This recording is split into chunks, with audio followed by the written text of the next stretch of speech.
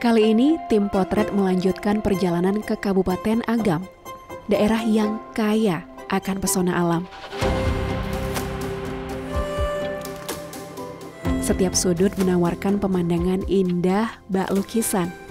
Dan tempat kita berada saat ini disebut sebagai Puncak Lawang, salah satu spot wisata paling favorit ya bagi wisatawan yang datang ke Kabupaten Agam.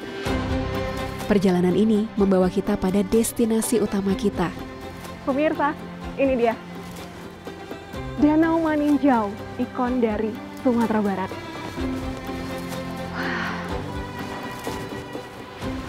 Luar biasa. Ikon terbaik yang mengundang mata dunia tertegun kagum pada Sumatera Barat. Bang Fahri akan ajak kita nih untuk keliling melihat kekayaan budaya yang ada di sini.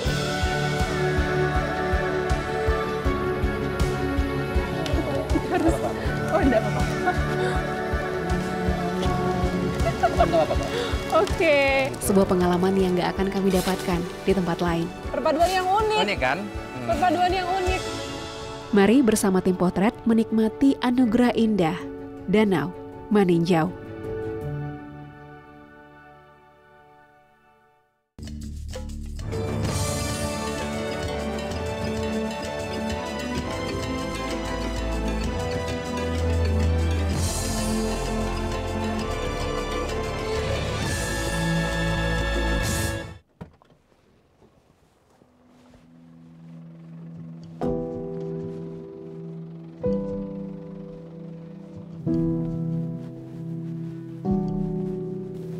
Pemirsa, senang sekali di perjalanan kali ini kita bisa mengunjungi Kabupaten Agam, salah satu daerah di Sumatera Barat yang menyimpan pesona alam yang luar biasa.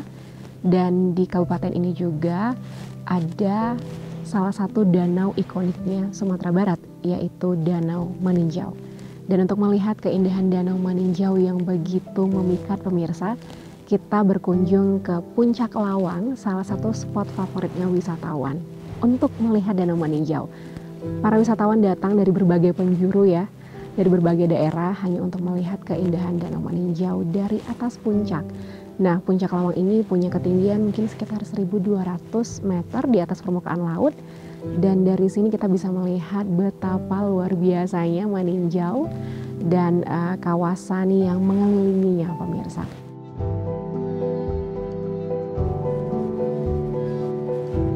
Pemirsa, ini dia. Danau Maninjau, ikon dari Sumatera Barat.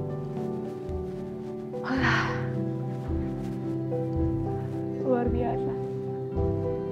Berada di ketinggian 1.210 meter di atas permukaan laut, tempat ini mendapat julukan negeri di atas awan. Apalagi ketika kabut putih tebal muncul di puncak ini. Fakta menarik, Puncak Lawang adalah salah satu spot para layang terbaik di Asia Tenggara. Gak heran ya, puncak yang begitu tinggi berpadu dengan panorama memukau Danau Maninjau sejauh mata memandang. Pemirsa, kali ini kita udah barengan dengan Bang Fahri Ramadan, pegiat wisata dari Kabupaten Agam. Iya, Terima kasih betul. banyak ya Bang untuk waktunya. Sama-sama.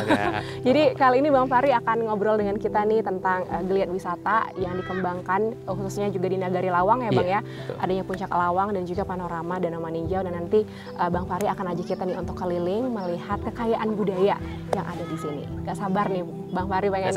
Gak sabar. Ya, Tapi kita ngobrol dulu sambil jalan boleh? Boleh.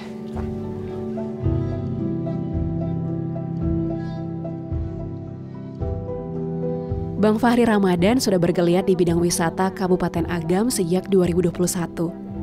Ia melihat sejuta potensi layak dikembangkan di kampung halamannya ini.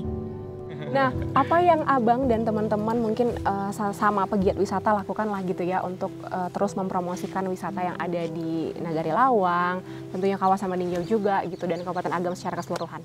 Apa aja? Yang kami lakukan itu buat konten Kak. Oke, Iya, menarik. buat konten kreatif ya, itu di TikTok, di Instagram gitu. Dan mungkin bisa teman-teman nanti atau pengunjung bisa lihat media sosialnya Pesona Lawang. Pesona Lawang, Ya, oke. itu bisa lihat aktivitas dari kegiatan wisata yang ada di Lawang. Yang ada di Lawang. Iya, begitu. Oke, luar biasa. Jadi memang pemirsa, Bang Fahri ini juga selain pegiat wisata juga adalah konten kreator ya, Iya, konten videographer. videographer Jadi juga. tepat sekali memang pemerintah mengguide Bang Fahri ini untuk mengembangkan kampung halamannya. Iya. Masih pada Agam, pesona, beragam. Sebuah tagline untuk memperkenalkan pesona Kabupaten Agam yang begitu indah dan beragam. Tapi memang itu satu hal yang sangat kita apresiasi juga ya Bang di Sumatera Barat. Kayaknya pegiat wisata di Sumatera Barat itu sangat concern juga tentang itu ya. Kita bangun akomodasi tapi juga harus jaga alamnya. betul Kak. Dan itu juga yang orang Abang coba lakukan. Iya. Kami di Kabupaten Agam itu bergiat di pariwisata khususnya itu Kak, buat ngejaga lingkungan gitu. Karena sekarang banyak wisata dibuat itu banyak membangun ngerusak alam gitu. Dan kami di penggiat wisata ngedukasi gitu lah, biar nggak di babat hutannya gitu, tempat wisatanya masih dijaga gitu. Cuaca di atas puncak memang nggak bisa diprediksi pemirsa. Semula cerah, hitungan detik kemudian mendung dan kabut datang. Paling nanti udah jam 11 nanti baru kelihatan hilang danaunya lagi kabutnya. Saya dan Bang Fahri memutuskan untuk bersantai sejenak sambil menunggu cuaca kembali terang.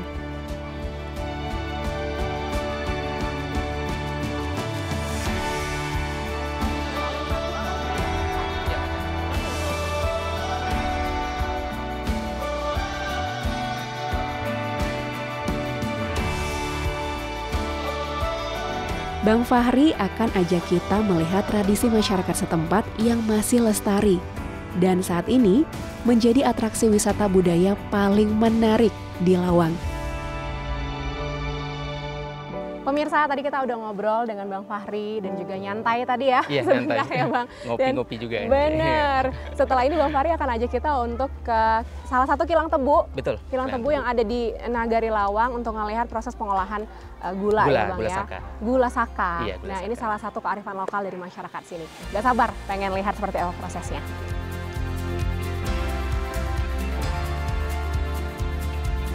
Sekitar 10 menit dari puncak Lawang, kami berhenti di salah satu toko oleh-oleh yang terletak di pinggir jalan. Tempat ini bukan sembarang toko oleh-oleh pemirsa. Ini adalah kilang pembuatan gula tebu tradisional. Ya, tradisional karena proses penggilingan tebu masih menggunakan tenaga kerbau. Menurut cerita Bang Fahri, gula saka adalah produk unggulan dari Nagari Lawang. Oh, enggak apa-apa. Aman tuh apa Kak? Oke. Gitu. Oh, jadi airnya keluar ke bawah. airnya keluar ke bawah. Nanti dialirin ke sana Kak. Oh, gitu. Dialirin ke sana. Nah, jadi air yang diperas di sini keluar di bawah, Iya. kemudian dialirkan ke sana. Iya, nanti disaring di sana gitu. Wah, luar biasa prosesnya. Masih ada lagi. Nah, menariknya lagi, wisatawan dapat menyaksikan langsung proses pembuatan gula saka khas Lawang ini. Bang Fahri boleh ceritain ini proses ataupun kearifan lokal ini ya, Iya. gitu. Ini sudah sejak kapan sama masyarakat Lawang gitu? Jadi kilangan tebu tradisional ini udah sejak zamannya Belanda Kak. Oke. Jadi bawaan dari zaman Belanda ke sini buat proses pembuatan gula tebu atau gula saka. Gula gitu. saka Iya. itu. Dan masih mempertahankan ini masyarakat Iya, betul. sebagian besar ya Iya. Bang. Apa alasan tertentu? Karena kan prosesnya kan lama, Iya, mungkin lebih butuh waktu gitu. Iya. Tapi kenapa mereka masih mau mempertahankan? Mungkin karena biaya produksi ya Kak. Kalau membutuhkan mesin itu kan biayanya produksinya kan lebih mahal. Oke. Jadi kebanyakan dari masyarakat masih mempertahankan itu karena biaya produksi yang mahal. Jadi tetap pakai tenaga kilangan kerbau. tradisional, ya. Oke. Dan menariknya ternyata ini tuh bisa jadi atraksi wisata yang bisa diketahui masyarakat ya. Iya. Ternyata ada kearifan lokal seperti ini. Betul, dan gula yang kita konsumsi itu ternyata tidak mudah juga Iya, ya menghasilkannya. iya. Kalau dengan cara tradisional seperti ini.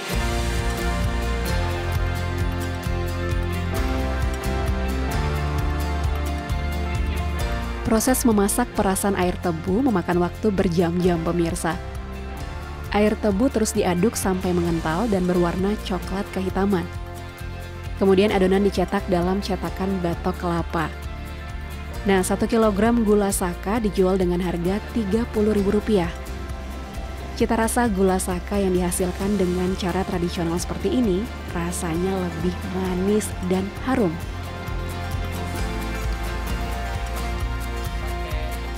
Terima kasih Bang Fahri sudah mengajak kami melihat keindahan tempat ini. Sebuah pengalaman yang gak akan kami dapatkan di tempat lain.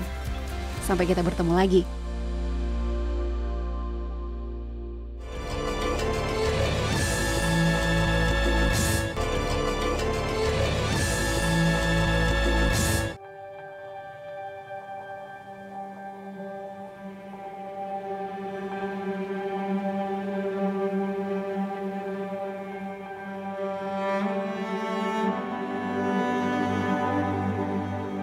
Dari Puncak Lawang, kita turun ke kawasan Maninjau.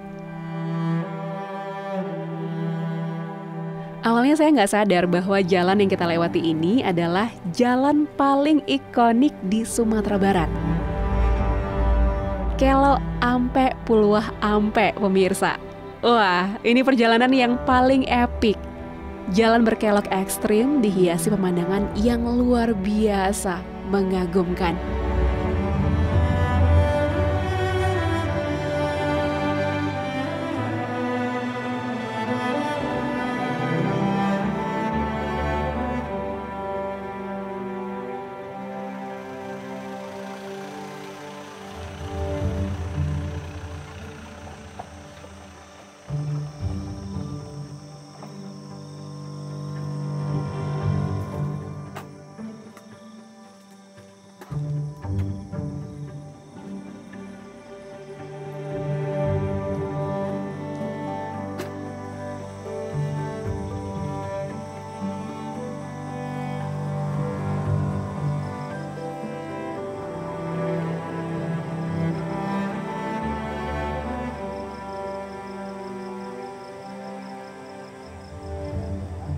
Pemirsa, kita baru aja tiba di penginapan yang ada di Nagari Maninjau dan pemirsa bisa lihat pemandangan di sini tuh nggak kalah indah ya dengan pemandangan yang ada di Puncak Lawang.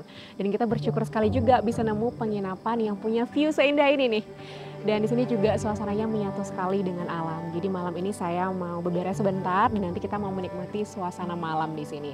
Besok saya pastinya akan ajak pemirsa untuk nge-explore Danau Maninjau. Akan ada banyak kegiatan yang bisa kita lakukan di sini. Semoga besok cuaca cerah ya untuk mendukung kegiatan kita.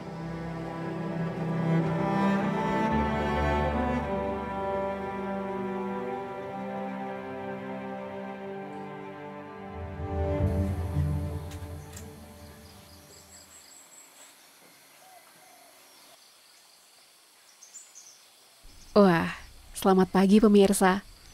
Bersyukur sekali pagi ini saya bisa menghirup udara segar dari Maninjau.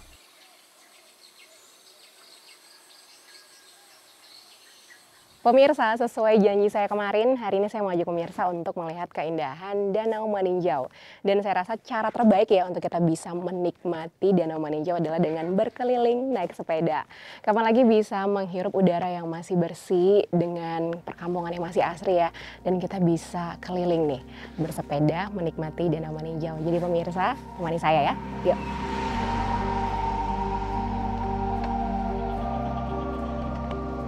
Suasana Maninjau pagi itu sangat tentram. Warga asik dengan aktivitas mereka masing-masing, berladang, berjualan.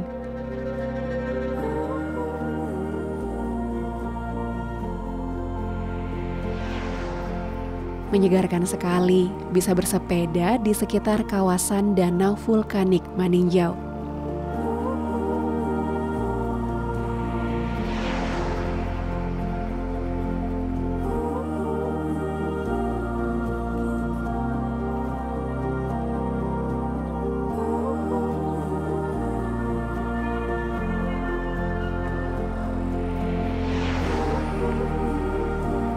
Jalanan juga diisi dengan kendaraan wisatawan yang hilir mudik.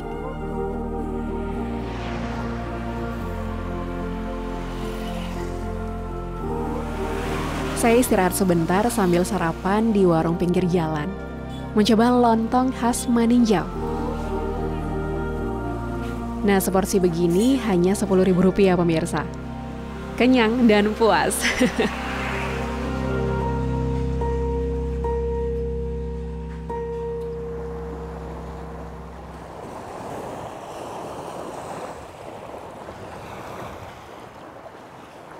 Pemirsa, tadi kita udah mengitari Danau Maninjau dengan bersepeda dan senang sekali bisa melihat keindahan danau ini dari dekat. Gak heran ya kenapa memang danau ini tuh benar-benar ikonik di Sumatera Barat. Dan setelah ini saya mau ngajak pemirsa untuk mengunjungi salah satu wisata sejarah yang ada di Maninjau. Kita akan belajar banyak nanti di sana dan juga saya mau ajak pemirsa untuk ngobrol nih dengan salah seorang pemuda yang ada di daerah ini. Kita akan ngobrol seputar bagaimana geliat wisata dan apa yang akan masyarakat di sini bisa lakukan untuk mengembangkan pariwisata di kawasan Maninjau.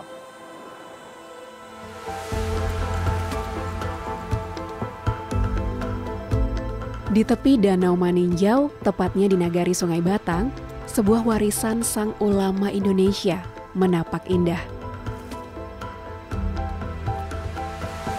Sebuah museum dengan desain rumah Minangkabau, di dalamnya terekam dokumentasi perjalanan hidup Buya Hamka. Museum ini dibangun tahun 2001. Pemirsa, jadi di sudut ini tuh bagian pertama ya yang harus kita datangin ketika masuk ke museum rumah kelahiran Buya Hamka. Karena di sini kita bisa melihat sedikit latar belakang kenapa museum ini ada dan juga ada silsilah keluarganya Buya Hamka. Jadi mungkin sedikit cerita juga, museum ini itu didirikan oleh orang Malaysia ternyata. Makanya banyak juga pengunjung yang datang ke sini itu dari Malaysia, pemirsa. Dan pemirsa bisa lihat di sini juga ya, mantan Perdana Menteri Malaysia, Tun Abdul Razak itu memberikan gelar doktor honoris kepada Buya Hamka dan sedikit mengutip bahwa Buya Hamka itu sosok yang luar biasa. Makanya tempat ini ada untuk sebagai wujud apresiasi terhadap sosok Buya Hamka. Kita lihat lagi ya di sekeliling nanti.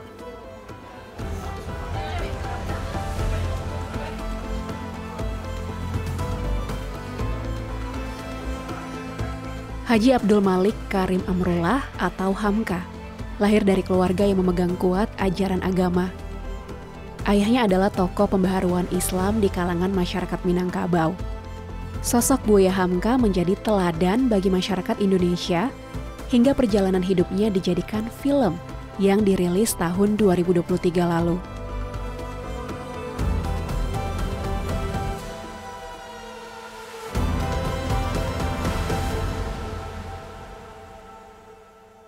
Pemirsa, beruntung sekali ini saat kita berkunjung ke Museum Rumah Kelahiran Buya Hamka, kita ditemani oleh anak bungsu dari Buya Hamka, Bapak Syakib. Terima kasih banyak Pak untuk waktunya mau berkenan ngobrol dengan kita Pak.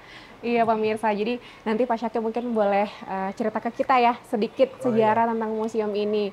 Nah ini museum ini kan dulunya memang rumah kelahirannya Buya Hamka, Buya Hamka ya Pak. Betul. Tapi gimana ceritanya jadi museum tuh Pak? Menurut sejarah yang saya tahu, rumah ini sempat dirusak oleh zaman Jepang. Oke, Jadi ketika itu Jepang ingin menangkap ayahnya Haji Abdul Karim, karena Haji Abdul Karim mengungsi, membawa keluarganya melarikan diri, mengungsi. Rumah inilah yang dirusak oleh Jepang. Sejak itulah, sebelum kemerdekaan 1942-43 itulah rumah ini ditinggalkan. Jadi yang saya tahu, datang pada tahun 2000 itulah ketika Hamka sudah meninggal, 1981. Dalam kurun sekian puluh tahun, ketemu tahun 2000, datanglah 3 tokoh dari organisasi Angkatan Belia Islam Malaysia. Dari Malaysia? ABIM, ya. Dia tanyakan, di mana Hamka dilahirkan? Kami bawalah kemari. Ini rumah sudah tak ada lagi, hanya batu yang sudah hancur, berpuluh-puluh tahun tak dihuni. Maka sebab dari itulah mereka berniat untuk membuat kembali rumah kelahiran Hamka. Buya Hamka punya kedekatan yang istimewa dengan Malaysia. Semasa hidupnya, ia banyak memberikan ilmu kepada calon ulama di sana. Buya Hamka bahkan mendapat gelar kehormatan oleh Perdana Menteri Malaysia, Tun Abdul Razak. Mungkin satu nasihat ataupun ajaran apa yang paling diingat dari ayah Pak? kehidupan beliau di rumah sehari-hari itulah sebagai contoh buat kami. Dia tak perlu memberikan. Cuma yang saya pernah tahu, dia katakan pernah, jika engkau mencintai satu pekerjaan, cintai dari hati. Sebab kalau tidak dari hati, kau tak akan bisa berhasil. Nikmati dan syukuri apa yang kau terima.